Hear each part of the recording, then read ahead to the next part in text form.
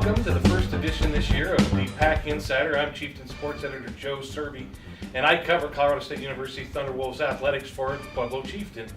Each week we try and bring you something new, something special, something different on the Pack Insider, and this week it's just a look at the last week's game at West Texas A&M. CSU-Pueblo, ranked 7th in the nation, went to Canyon, Texas, and lost 24-21 to West Texas A&M. It was a heartbreaking loss for the Thunderwolves. It was a shocking loss for the Thunderwolves.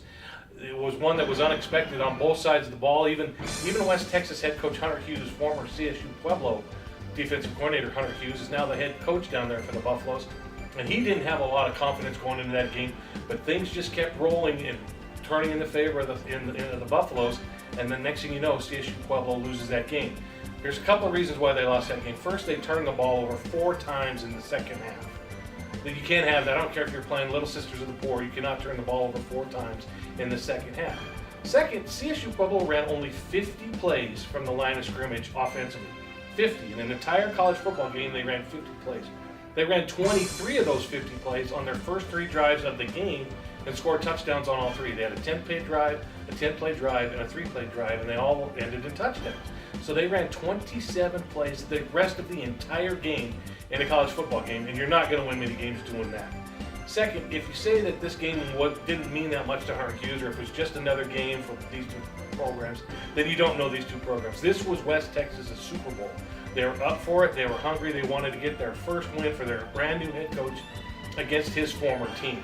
And CSU Pueblo players, they might have pressed a little bit trying to impress their former coach or their former coordinator, and maybe did a little too much. So CSU Pueblo struggled on the offensive side of the ball. They struggled to get a yard.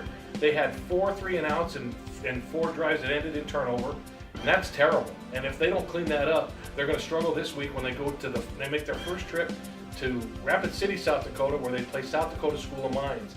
The Mines Hard Rockers, by the way, won last week against Dixie State in big fashion. So CSU Pueblo's got to shore some things up before they get on the bus to Rapid City on Friday. One of the big injuries coming out of West Texas game was O'Shea Washington, wide receiver, good-looking kid, junior college transfer, kind of coming into his own this year, one of many targets on that offense. He must be hurt worse than people are letting on, because my sources say they won't even tell me what's wrong with him. And talking to head coach John Riston today, he said it's in a wait-and-see mode for evaluation on a number of different things. He took a big shot in that game and never returned. So they're going to miss O'Shea Washington as an injured wide receiver for the Thunderwolves. Now, the Thunderwolves are also playing their 3rd game in 3 states. That's right. CSU Pueblo plays its first 4 games in 4 different states.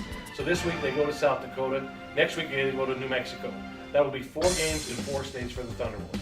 But if you don't like traveling with the Thunderwolves, there's plenty of stuff this week at home for the Pack.